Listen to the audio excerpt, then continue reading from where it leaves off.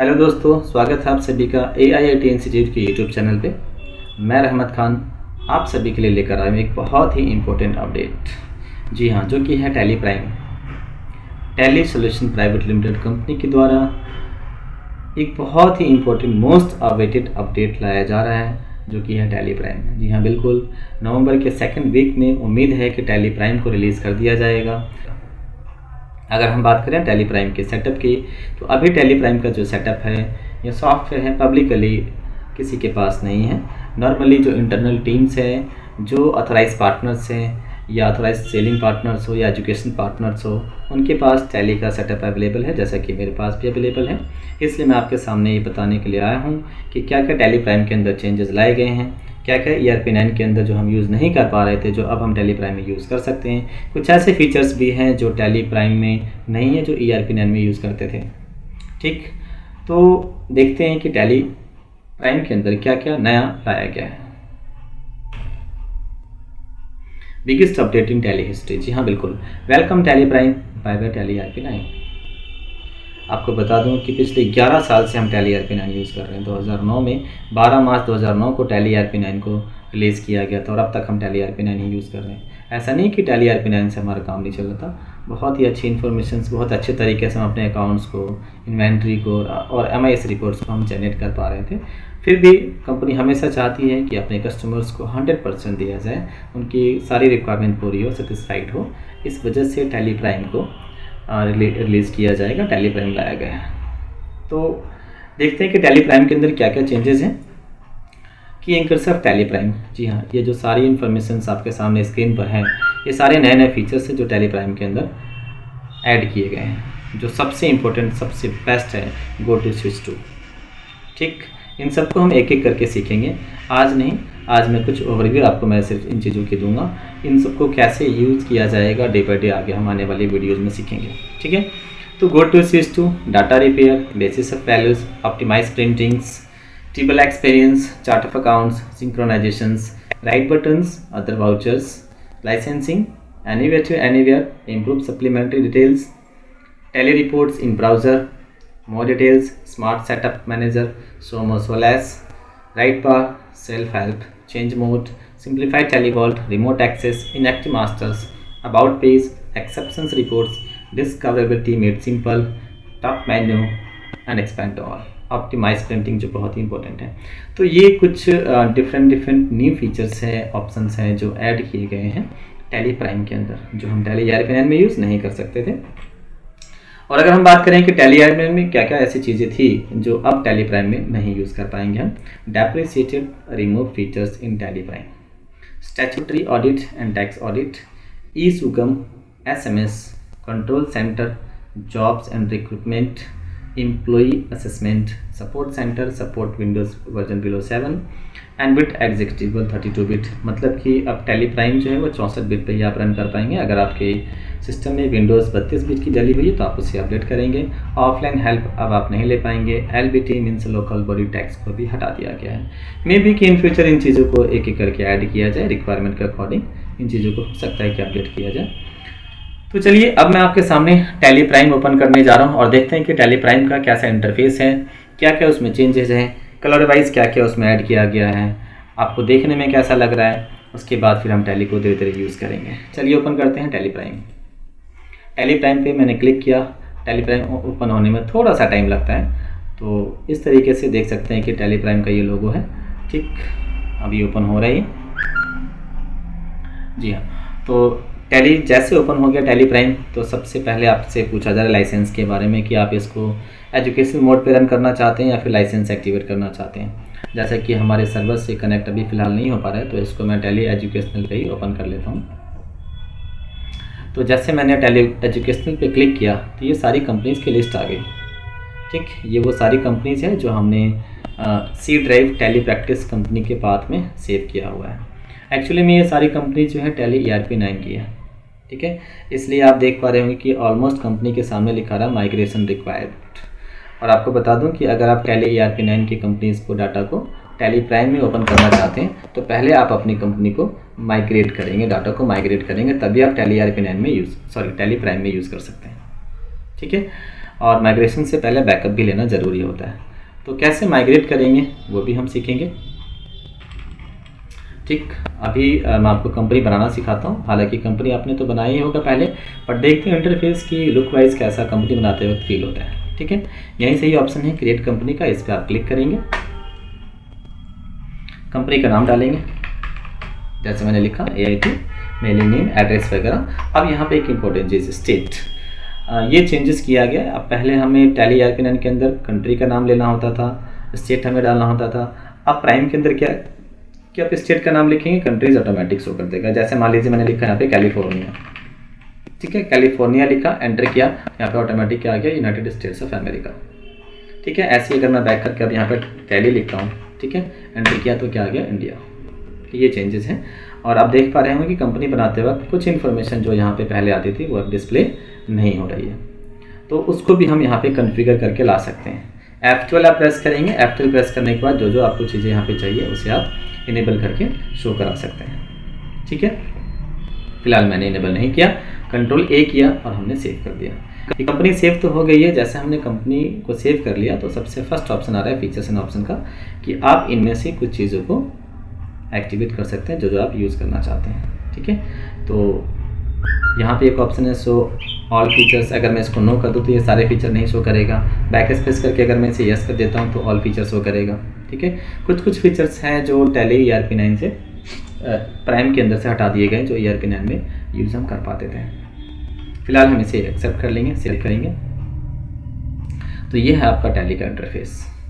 सही बताऊँ तो लुक वाइज बहुत ही अच्छा लग रहा है देखने में, हाईलाइट बहुत अच्छे तरीके से, आप अगर ऑप्शंस की बात करो तो ये सारे ऑप्शंस अच्छे से हाईलाइट्स हो रहे हैं। ठीक है, और सबसे इम्पोर्टेंट चीज़ ये है कि यहाँ पे एक अकाउंट्स इन्फो का ऑप्शन होता था। अगर हमें लेजर बनाना हो, ग्रुप क्रिएट करना हो, गोडाउन्स, स्टॉक्स, तो हम क्या करते थे, अकाउंट्स इन्फो पे एंटर करके फिर इंटरनली या इन्वेंटरी इन्फो पे या पेरोल इन्फो पे क्लिक करके जाते थे। तो अब इन्फो का जो ऑप्शन है वो यहाँ से हटा दिया गया, डायरेक्टली क्रिएट करेंगे। अब इसी क्रिएट के अंदर ग्रुप्स बनाना हो, चाहे आपको लेजर बनाना हो, चाहे आपको स्टॉक आइटम, गोडाउन्स, कुछ भी मास्टर्स अगर आपको क्रिएट करना हो तो डायरेक्टली आप जाएंगे क्रिएट पे।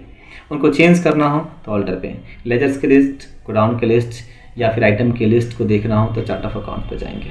ठीक है, चलिए एक लेजर बना करके देखते हैं। उससे पहले मैं दिखा दूँ गेटवे ऑफ टैली के फुल स्क्रीन को। यहाँ कंपनी का करंट पीरियड है, कंपनी का नाम है, और ये नो वाउचर सेंटर, मतलब कि कोई एंट्री अभी फिलहाल हमने नहीं की है। ठीक है, टैली के लाइसेंस के बारे में यहाँ बताएगा, जो कि फिलहाल शो कर रहा है टैली प्राइम एजुकेशनल। ठीक, और यहाँ पे कंपनी, डाटा, एक्सचेंज, इन ऑप्शंस को भी हम यूज़ करेंगे। एक बहुत ही इंपॉर्टेंट चीज़ गो टू, यहीं पर ही स्विच का ऑप्शन आता है। ठीक है, तो अभी हम एक लेजर बनाते हैं। जैसे मैंने क्रिएट किया, लेजर क्रिएट किया, मान लीजिए मैंने यहाँ पर लिखा मिस्टर राहुल। ठीक है, विल बी सन्ड्री डाटा। अब हमने सन्ड्री डाटा ले लिया, यहाँ पे बिल वाइज का ऑप्शन है, इससे आप यस नो कर सकते हैं।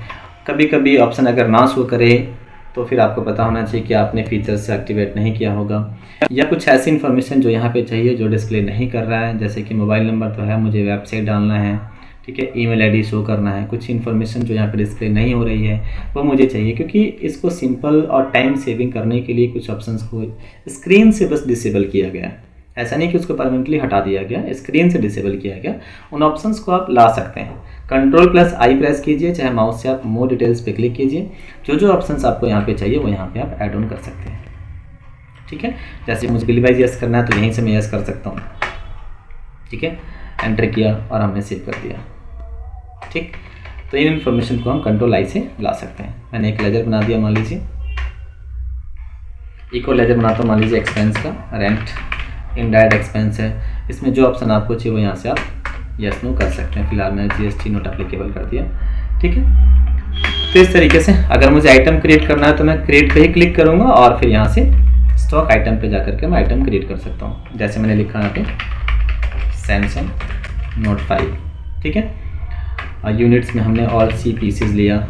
GST यस करने की वजह से ये UQC दोबारा से शो कर रहा है, यूनिट क्वांटिटी कोड। आप यहाँ से पीसेज लेंगे और फिर सेव कर देंगे। GST फिलहाल मैं यूज़ नहीं करना चाहता, नॉट एप्लीकेबल, दैन सेव। ठीक है, अगर यूज़ करना चाहते तो आप उसे यस करेंगे। चलिए मैं यस कर देता हूँ। ठीक है, GST डिटेल्स को हमने यस किया, यहाँ पे हमने परसेंटेज लिखा, कितना % लगेगा टैक्स, और फिर हमने सेव कर दिया। ठीक है। तो इस तरीके से आप इन्फॉर्मेशन को, अब यहाँ पे कुछ ऐसे मास्टर्स है जो आपको क्रिएट तो करना है, यूज़ तो करना है, बट यहाँ पे डिस्प्ले नहीं हो रहा, तो आप करेंगे शो मोर, एरो की से भी आप जा सकते हैं वहाँ पे, या माउस से भी क्लिक कर सकते हैं। ठीक है, शो मोर से और कुछ ऑप्शंस आ गए, और यहाँ पे आप क्लिक करेंगे शो इनएक्टिव। इनएक्टिव में वो शो करेगा जिसको कि आपने फीचर से एक्टिवेट नहीं किया है, और यहाँ पे शो तो कर देगा लेकिन वो इनएक्टिव होगा क्योंकि अभी हमने इन फीचर्स को एक्टिवेट नहीं किया है। ठीक है, हम कंपनी को भी चेंज कर सकते हैं यहीं से। अभी हमारी कंपनी AIIT ओपन है, हो सकता है स्क्रीन पे 2-3 कंपनी हो, इस पर क्लिक करेंगे, यहाँ से हम कंपनी को सिलेक्ट कर सकते हैं, दूसरी कंपनी को भी हम ओपन कर सकते हैं। ठीक है, ये कंपनी हमारी ओपन हो जाएगी। अब ये माइग्रेट के लिए पूछ रहे हैं क्योंकि इस कंपनी को माइग्रेट नहीं किया गया था, तो माइग्रेट भी हम कर सकते हैं। माइग्रेट करना भी आपको मैं सिखाऊंगा। ठीक है, और अगर हम बात करें कि यूज़र कैसे क्रिएट किया जाए, तो यहाँ से कंपनी का ऑप्शन है, कंपनी बंद कैसे किया जाए, तो ऑल्ट की प्रेस करेंगे तो ऑप्शन शो करेगा यहाँ पे कि कंपनी कैसे क्रिएट किया जाए, चेंज किया जाए। कंपनी यहाँ पे देखो, एक तो ऑल्टर है और एक चेंज है। ऑल्टर मीन्स जो आपने कंपनी ओपन कर रखी है उसकी इन्फॉर्मेशन में मॉडिफिकेशन करना हो तो, और चेंज का मतलब ये कि अगर आपने 2-3 कंपनी ओपन कर रखी है पहले से, उसमें से आपस में इंटरएक्सचेंज करना हो तो फिर हम चेंज पे क्लिक करते हैं। ठीक है, सेलेक्ट कंपनी, किसी और कंपनी को ओपन करना हो, इस कंपनी को शट करना हो, शॉर्टकट कीज भी चेंज कर दिया गया है। ठीक है, F3 पहले था चेंज कंपनी के लिए, अब भी यूज़ होगा। ऑल्ट F3, पहले सिर्फ F1 प्रेस किया जाता था सेलेक्ट कंपनी के लिए, अब ऑल्ट F3 यूज़ किया जाएगा। कंपनी को बंद करने के लिए ऑल्ट प्लस F1 यूज़ किया जाता था, जो कि अब कंट्रोल F3 प्रेस किया जाएगा। रिमोट एक्सेस, ब्राउज़र एक्सेस, ये सारे ऑप्शन ऐड किए गए हैं। फीचर्स हैं F11, जैसा कि पहले F11 में 3 पार्ट था, ये बहुत ही इंपॉर्टेंट चीज़ है। F11 में F1, 2 एंड 3 हम यूज़ करते थे, लेकिन अब सबको एक कर दिया गया, ओनली F11 रहेगा। ठीक है, ऑल्ट के प्रेस किया फिलहाल मैंने, और यहाँ से सिक्योरिटी अगर मैं यूज़र एंड पासवर्ड सेट करना चाहता हूँ तो इस पर क्लिक करूँगा। ठीक है, यूज़र पासवर्ड जैसे कि मैंने यस किया, फिर यहाँ पे मैंने यूज़र नेम लिख दिया, सिंपली मैंने ए लिख दिया, ए और हमने इसको सेव कर दिया। ठीक है, अगर मुझे एक और यूज़र क्रिएट करना हो तो इसी कंपनी वाले ऑप्शन पे जाना होगा, और फिर यहाँ से यूज़र्स एंड पासवर्ड पे क्लिक करना है। फिर यहाँ से अब उस यूज़र को क्या रोल मैं देना चाहता हूँ यहाँ से सिलेक्ट कर लूँगा। मान लीजिए मैं डाटा एंट्री का रोल देना चाहता हूँ, यूज़र मैंने बी लिख दिया, पासवर्ड भी लिख दिया, और हमने इसका अंडर प्लेस करके सेव कर दिया। काफ़ी आसान कर दिया गया। ठीक है, अब जस्ट फॉर एग्जांपल मुझे यूज़र चेंज करना, अभी ये कंपनी ओपन है, मैं दूसरे यूज़र से इसको ओपन करना चाहता हूँ। तो पहले क्या होता था कि हमें कंपनी को बंद करना होता था, फिर हम दोबारा से कंपनी को सिलेक्ट करके फिर यूज़र नेम डालते थे। लेकिन यूज़र को चेंज करने के लिए आपको सिंपली इसी ऑल्ट के कंपनी पे जाना है और चेंज यूज़र, आप देख पा रहे हैं चेंज यूज़र, जिस यूज़र से आपको ओपन करना है आप यहाँ से यूज़र नेम टाइप कर सकते हैं। ठीक है, यूज़र नेम जैसे मैंने बी लिखा, फिर यहाँ पे पासवर्ड लिखा बी, और ये यूज़र चेंज हो चुका है। उस यूज़र को हमने डाटा एंट्री का काम अलॉट किया था, इसलिए बाकी ऑप्शन यहाँ पे शो नहीं कर रहा। ठीक है, फिर से यूज़र चेंज करना है तो ऑल्ट के पे ही ऑल्ट के प्रेस करके फिर से चेंज यूज़र। ठीक है, फिर यहाँ से ऊपर जाएंगे चेंज यूज़र, देन यहाँ से user name and password, user change हो चुका है। ठीक है, इस तरीके से हम ऑप्शन यूज़ कर सकते हैं। अब जस्ट फॉर एग्जांपल मान लीजिए हमने ये बैलेंस शीट ओपन कर लिया। अब ये बैलेंस शीट है, बैलेंस शीट का ये सिंपल वर्टिकल फॉर्मेट है। ठीक है, मुझे फॉर्मेट चेंज करना है तो यहाँ से चेंज व्यू पे मैं क्लिक कर दूँगा, ये कंट्रोल H प्रेस करूँगा। ठीक है, हॉरिजॉन्टल व्यू आ जाएगा, फिर कंट्रोल H प्रेस करूँगा तो ये वर्टिकल व्यू आ जाएगा। ठीक है, तो यहाँ से आप व्यू चेंज कर सकते हैं। दूसरी चीज़ ये, अब ये बैलेंस शीट ओपन है, अब मुझे बैलेंस शीट से डायरेक्टली डेबुक पे जाना है। ठीक है, तो मैं कैसे जाऊँ, इससे पहले हमें एस्केप करके आना होता था।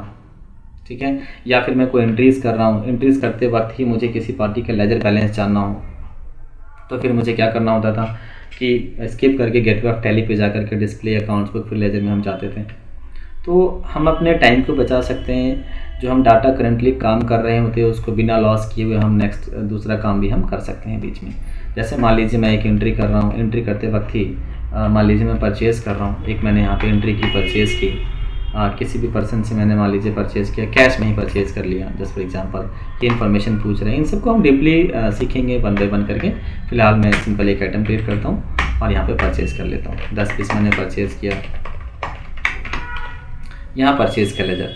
अब इम्पोर्टेंट यहाँ पर ये भी है कि परचेज़ का लेजर जब पहले नहीं होता था, अब कितनी बार भी एंटर करेंगे तो एंटर नहीं होता था, ऑल्ट सी करके लेजर बनाना होता था। अब यहाँ पे अगर लेजर बना हुआ है तो शो कर देगा, नहीं बना हुआ आप एंटर करेंगे तो ऑटोमेटिक लेजर क्रिएट करने का ऑप्शन आ जाएगा। बहुत फास्ट है। या तो आप ऑल्ट सी भी प्रेस कर सकते थे, या फिर आप एंटर कीजिए, क्रिएट हो जाएगा अगर लेजर नहीं बना है तो। ऐसा इसलिए होता है क्योंकि आप देखेंगे ना यहाँ पे तो सबसे पहला ऑप्शन क्रिएट का ही आ रहा है। अगर क्रिएट होता, जैसे मैंने एंटर कर दिया, अब मैंने लेजर बना दिया, परचेज अंडर परचेज अकाउंट, मैंने लेजर बना दिया विदाउट जीएसटी मान लीजिए। अब आप देख पाएंगे लेजर जब शो कर रहा है लिस्ट है तो उस लेजर की लिस्ट पर सिलेक्शन होगा।